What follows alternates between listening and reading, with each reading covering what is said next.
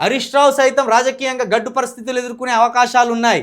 ఇక్కడనేమో ఉన్నాయి, చేశారు అని రాసుకొచ్చింది. కేసీఆర్ విషయంలో మాత్రం స్పష్టత ఇత్తలేడు. ప్రధానంగా ఫోన్ ట్యాపింగ్ కేసులో అరెస్టు తప్పదని ఇప్పటికే ప్రచారం జరుగుతున్నది. నిజంగానే ఆయన అరెస్ట్ కాబోతున్నారా? బీఆర్ఎస్ నుంచి బయటకు వచ్చిన కల్వకుంట్ల కవిత సొంత వ్యూహాలు రచిస్తున్నారు. నువ్వు కొత్తగా రాసుకొచ్చింది ఏమున్నదా? ఆమె జనాలలో పడి తిరుగుతూనే ఉండే, జనాల సమస్యలు అడ్రస్ చేస్తూనే ఉండే, అందరినీ తన పర అనే భేదం లేకుండా అందరినీ విమర్శిస్తూనే ఉండే.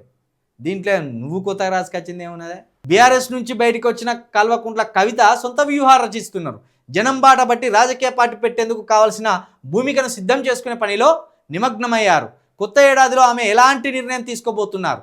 మరొక వైపు బీజేపీలో కేంద్ర మంత్రులు కిషన్ రెడ్డి, బండి సంజయ్, మల్కాజిగిరి ఎంపీ ఈటెల రాజేందర్ ఎవరికి వారు పైచేయి సాధించాలని వ్యూహాలు రచిస్తున్నారు.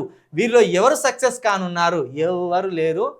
ఇంకో ఇక్కడ పెట్టిందే రాంగ్ పెట్టిండ్రు. కేసీఆర్ని మధ్యలో పెట్టి రేవంత్ రెడ్డికి పైన పెడితే కొంత మర్యాదగా ఉండేది.